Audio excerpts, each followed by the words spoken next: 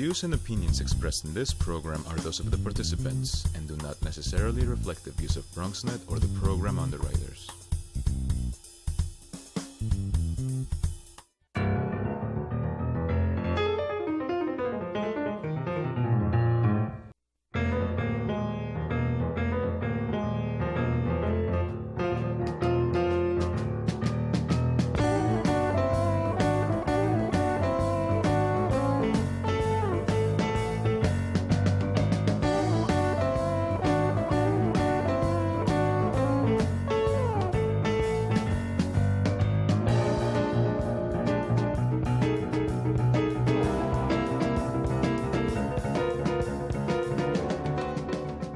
Good evening and welcome to Bronxtalk. The terrorist attacks in Paris have renewed attention to another difficult issue, the profiling of all Islamists and Muslims as terrorists. Certainly no people of faith and of peace and nonviolence should be subject to this or any sort of prejudice that runs directly counter to the foundation of American democracy. On the other hand, fear is a powerful motivator. And from presidential candidates on down to everyday Americans, there is a palatable fear explained by security concerns. Our guests tonight are all too familiar with the issue and have a lot to say about Islamophobia and prejudice against Muslims in the Bronx. You can have your say about this disturbing issue. You can ask questions or make comments by calling 718-960-7621 or send an email to us at bronxtalk@bronxnet.org or post them on our Facebook page, and we'll read them on the air during a future edition of our program.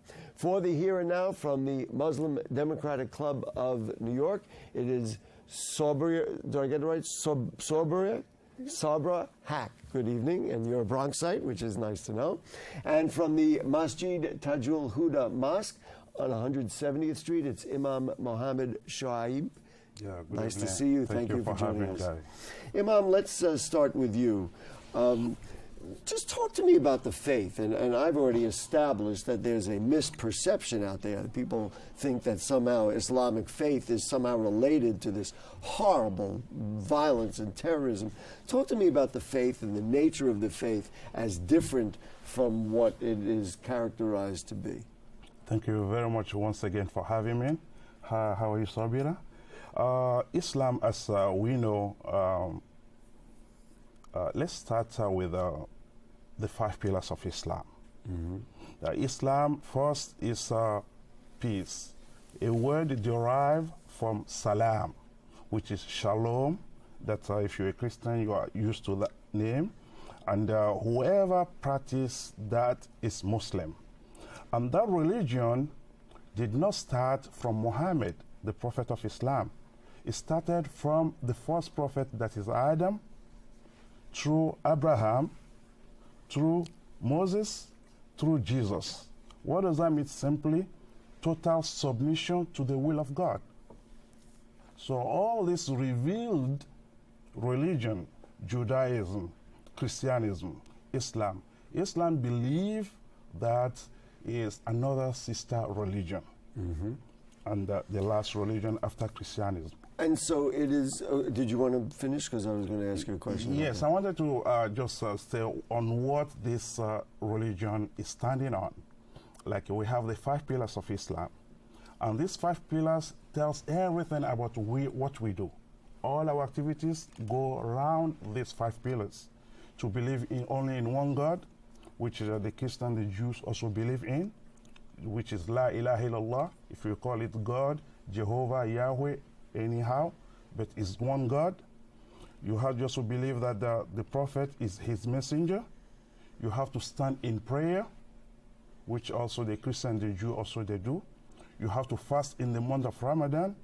You have to give the poor due.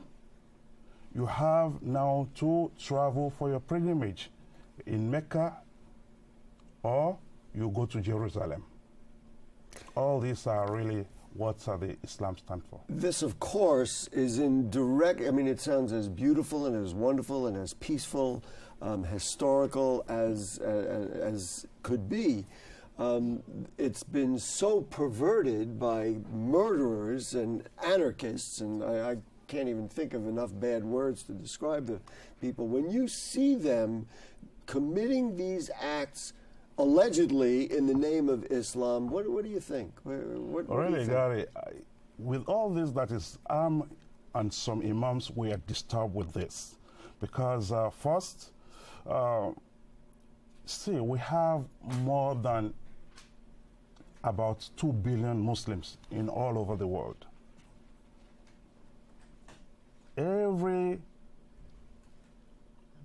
Everybody has at least a friend, a Muslim that they know. Now, look at the Muslims that you know. Are they violent? Are they well-behaved? That's what you have just to look at first. And secondly... Or I have to say, all of my friends are not violent and well-behaved, and I do have friends who are Muslims. You see, in the Islamic world, all these things are coming from the same area, which basically, in my opinion, is more political. And these people are doing this in the name of Islam. Islam did not stand for that. We reject it and we rebuke it. Whatever is ISIS or whatever is happening in Paris, we condemn it.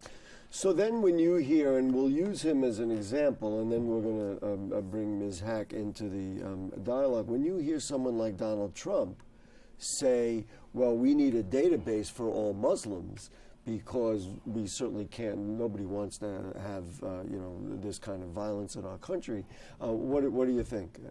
Yeah, I think it shouldn't happen, because if we all here living in America as American, with the freedom of religion, freedom of speech, with everything. You see, Gary, I want you to see something. Islam and those Muslims that are doing it, you have good Muslims, you have bad Muslims. You have good Christians, you have bad Christians. You have good Jews, you have bad... It's all over the world. Whenever any Muslim or a group of people do something, they will label Islam to it. They will label radicalism to it. You understand? And this now, they globalize it, which is not really good. What Donald Trump is doing, I don't think is right. And this American don't stand for that. I don't think American just believe in what he's doing. Well, I have to say, we don't stand for it either, and that's why I brought these people to come on the TV show. Ms. Hack, talk to me about the nature of prejudice. And I'm not talking, I mean, we can talk about Donald Trump and the things we see on national TV, but this goes on in everyday interactions with people. Talk to me either about what you've seen or what you've heard from others who are members of your club.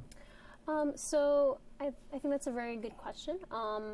I think one of the things that I think is very prevalent for Muslims in general at this point in time is a few months ago in February there was an incident in the UNC where 3 students were killed that were Muslim Americans, execution style. They were shot in their apartment by a lunatic. You could say it. Yeah, by someone who... Sorry, I'm not. Yeah, by someone who harbored anti-Muslim sentiments. And so I think that... He alleged another excuse, but that, of course, is being reviewed by the courts, et cetera, et cetera. Yeah. Also, recently, I know that there was a Muslim American student. His name was Ahmed Muhammad, and he was from Texas, and he made a homemade clock. And when he went to school, he was sent home and arrested because he was suspected of having created a bomb and brought a bomb to school. It was reported, of course, widely reported. He was ultimately invited to the White House.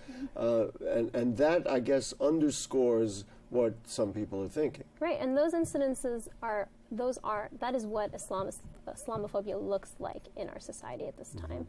And I think it's that coupled with this idea of there possibly being that's being sort of promoted by the GOP candidates to register Muslims. That's creating this culture, this climate of just complete terror among Muslims about where that's going. Listen, that whole notion, I have to tell you, I mean, that's what Hitler wanted to do with the Jews. And it's beyond shocking that we're hearing that in modern-day United States of America, that somebody would consider registering people because of their nationality. What do folks say to you, either relatives or friends or others? Do they hear comments in the street? And I'm talking about just in everyday life. The two incidents you mentioned were obviously widely reported and national incidents. What do you hear? What are people saying? Do people, is there like a palatable prejudice in the streets and schools or anywhere else? I think that there definitely is. I think that a lot of them are isolated incidents that happen, but they happen sort of in passing conversations between people. And I think that one that kind of resonates with me, I recently went to a panel discussion at NYU, and a woman was discussing how she was on a plane and the flight attendant refused to give her a soda can that was unopened because she was afraid she would use it as a weapon. As a weapon? She might shake it and spray everybody on the... Right. And she actually refused. She really I would like to think that person complained to the airline and maybe even sued them. Did she? Yes, she Oh, did. okay. I'm happy to hear that. We do have a phone call now. I don't know if the phones were working. We're going to try it. Iman Masood is on the phone. Let's see if we can hear Iman Masood. Good evening, sir. Thank you for calling. Hello? Yes, you can speak. We can hear you. Go ahead. Okay, yeah. What happened around the world and how Islam and the Muslims are stigmatized and how they're singling out the Muslim people, blaming for all these terrorist acts. We don't like this type of propaganda. They should blame the people who are doing it. They're against Islam. What terrorist act is un-Islamic. Whoever doing in the name of Islam, we condemn them. We want to take this opportunity that we hate them, and we are with the people of Paris, people who are victims, and we are with the American people. We are not with the terrorists. We condemn the terrorism, and this is the opportunity I would like to take through your Bronxnet. Do you what mosque are you part of, by the way, so we know where you're from? Pakistan Islamic Center, Pakistan Jami Masjid, Pakistan. The one in Gleason Avenue and White Sands Road. What do you think should be done? I mean, I assume you hear that there's prejudice happening, and you hear it from people in your congregation. What would you like to see happen? Well, we like to see it happen that everybody should be alert and condemn the ICS or people who are involved with the terrorists, and all Muslim people should keep an eye on this and be cooperative with the law enforcement, be cooperative with our president, and we should stick together. We should all fight against the ISIS. We should all fight against the terrorists. This is the only way we can prove that we are not part of it. We are not belonging to Islam. Is not belong to any terrorist act. Right. Iman Masood, thank you so much for your passion. Thank you for calling, and thank you for believing in equality. Hold on. It's not Imam Masood. My name is Mohammed Bajumdar. Okay. I'm the president of Bangladesh American Community Council. Great. Thank you so much for joining. Thank you. Thank you. All right.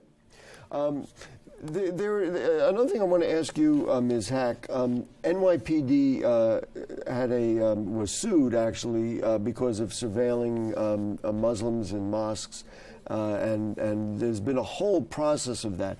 Now let's step back and look from the other side. So now we know that there is a radical group of Muslims who claim to be Muslims or claim to be Islamists who are committing, the most horrible acts all over the world. They need to be defeated. They need to be eradicated because in civilized society we can't have them. NYPD is responsible for making sure New Yorkers are safe. They say to themselves, you know what? We actually have a lot of people, deny it or not, who are involved in this coming out of this community. In order for us to find out who they are, we want to, do some surveillance, whether it's looking over, eavesdropping on phone calls or whatever it is that they do.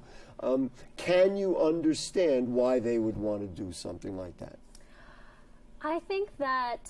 And I'm going to ask you the same question. You're not off the hook. Go ahead. I think that it's important to acknowledge that those types of sentiments do exist within the community, but I think that it's also extremely important to understand that when we increase a climate of surveillance and we are sort of creating this rhetoric of having Muslims be registered and creating tracking systems, what we're doing is we are alienating American Muslims, and we are sort of alienating them from the civic and political process. And when we do that, what happens is we actually need American Muslims to be a part of that process. Just like the gentleman who called. Yeah. In 2011, 2 out of every 5 al-Qaeda plots were prevented because Muslims were the ones that were reporting that to the authorities. In 2010, there was a car bomb planted in Times Square, and a Muslim street vendor was the one that reported that to the police. And so just from a strategic point of view, it sounds like maybe a better idea would be to make friends with all the leaders of all the mosques and say, hey, let's work together. If you see, God forbid, any behavior or you are aware of it, let's create a pipeline of communication. Right, absolutely. You like that idea. Yes. So what are your thoughts about, let's just say, much like it could be in any community, there are people who are violent or people who are hiding out in your congregation. You wouldn't want the NYPD to have a look at that kind of thing? Yeah, you see, even in every mosque or every institution, maybe they have surveillance camera. Now, if you want to come as an NYPD or as an authority to put a video, let us know. Don't come and do it. Let the leaders know. Yeah, let us know that, okay, this is happening and this is what we want to prevent. Nobody really. Listen, the people that are killed, the Muslims that are killed in all these processes in Syria and almost everywhere, there are even more. You understand? I could. So, yeah. It's for the safety of everybody. We in the mosque, that a terrorist will come and hide anything there. If NYPD should come and put it there, let us know.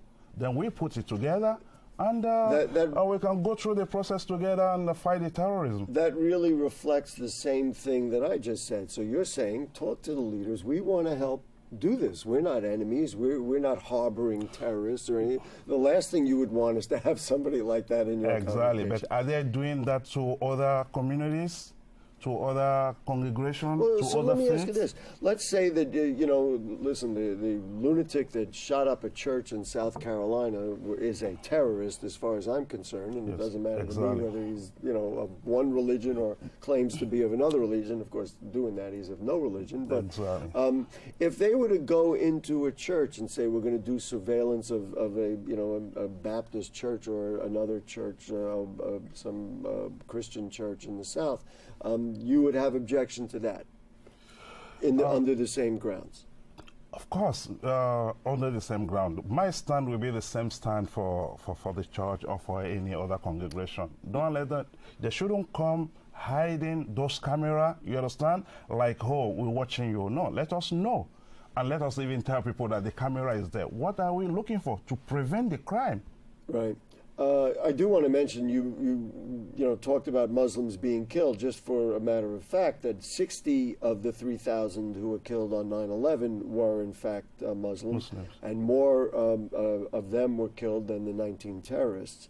They included an assistant bank vice president. We're talking about breaking stereotypes. These are who they were: a cook, a commodities trader, a waiter, an insurance executive, a security guard, and somebody who did IT. So we're just saying these are, frankly, regular Americans, achieving Americans, successful Americans, et cetera, et cetera.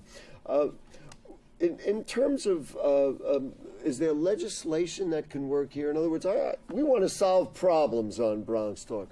Give me an example of the kind of thing that could really work. We've already made one suggestion that maybe the security officials should work with the churches and work with the mosques.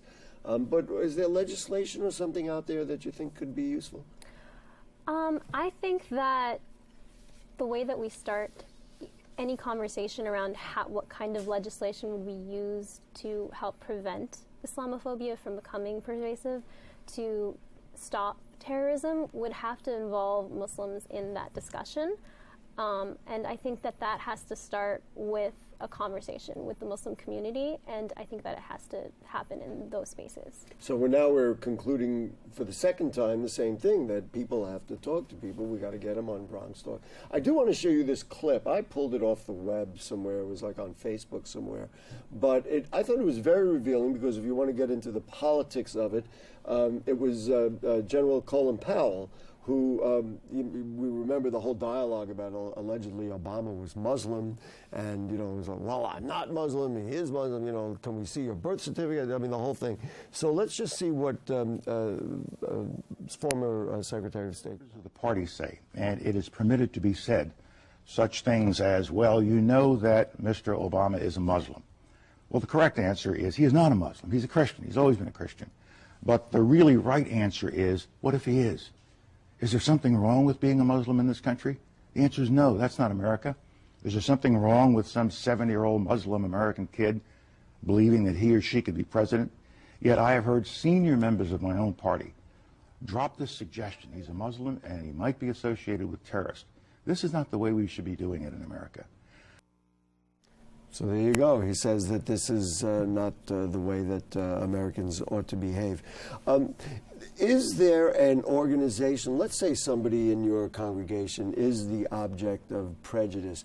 Do you have, or does the community in the Bronx have a way of dealing with it in a forthright way? In other words, let's say somebody comes and says, I was thrown off a bus, or I was abused in school. What would you do? Yeah, we have... Usually the Muslim community, we don't usually report things. We don't report. Maybe that's one of the problems. Yeah, we don't start report, we don't everything. come out. That's why some people even say when it happens in Paris, we don't see Muslim coming out. You understand? And that's a very interesting statement. If you see the least reported Islamophobia or assault on Muslims, during the Ramadan, the Imam, we just finished prayer, and the gentleman was going to his own house, and he was assaulted. Mm-hmm. Where was that? Yeah, in the Bronx here. In our congregation. Your congregation. And he was assaulted because of his faith. I don't know. Maybe they wanted to rob him anything. I don't know. You don't know. Okay. I don't know. But it was not really reported, and it's always like that. Maybe a child will come from home, a child will just tell him, you Muslim, or ask him, are you a terrorist, And when he's coming this way, it's really scary. And you know what, Gary, I want you to help, and all the media. It's like when somebody does something bad, let's call a spade a spade. If somebody comes and shoots people in a mall, whoever he is a terrorist. Absolutely.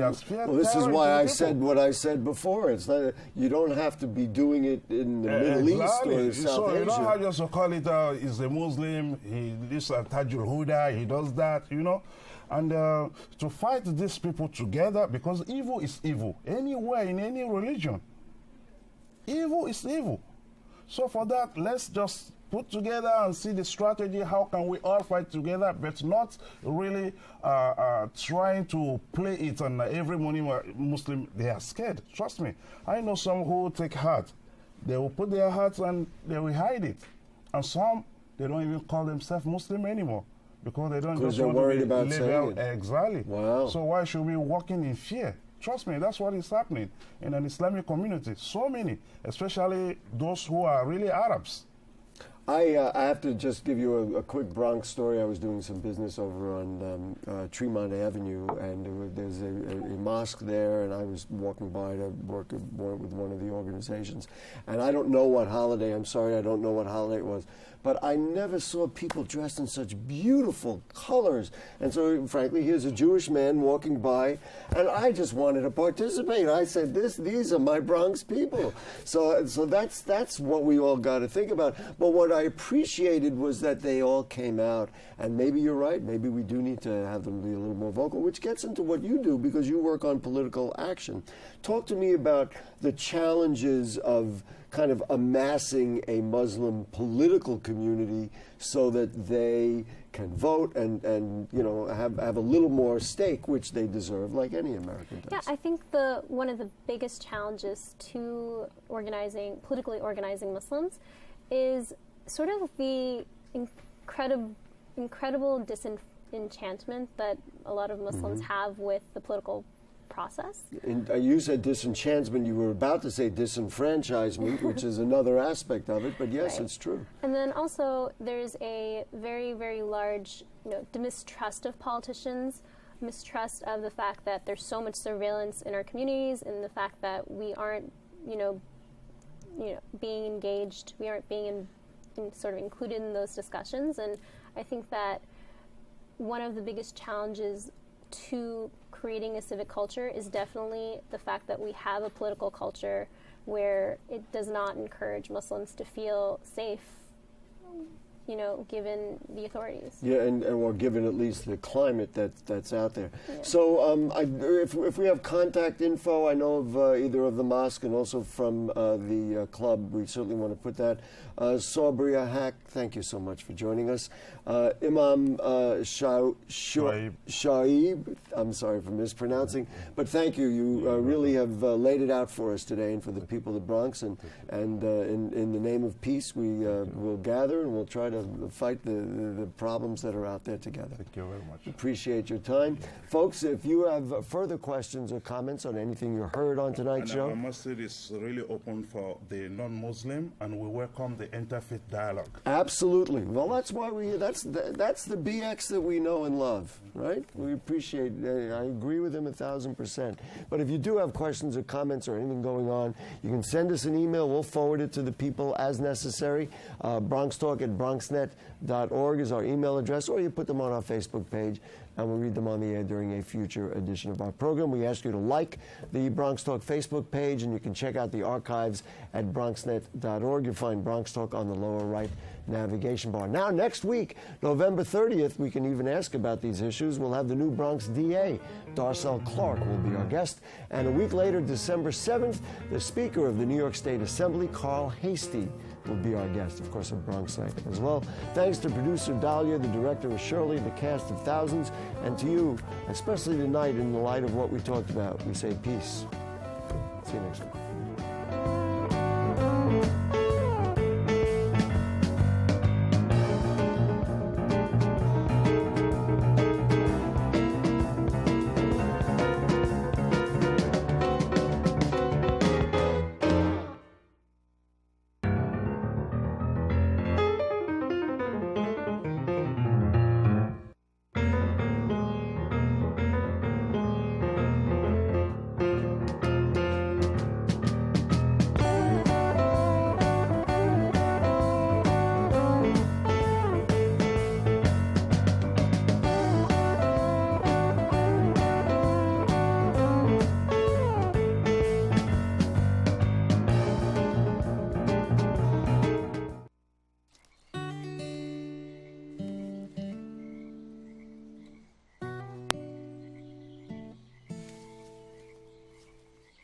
When you're out there, there's no telling what you'll find.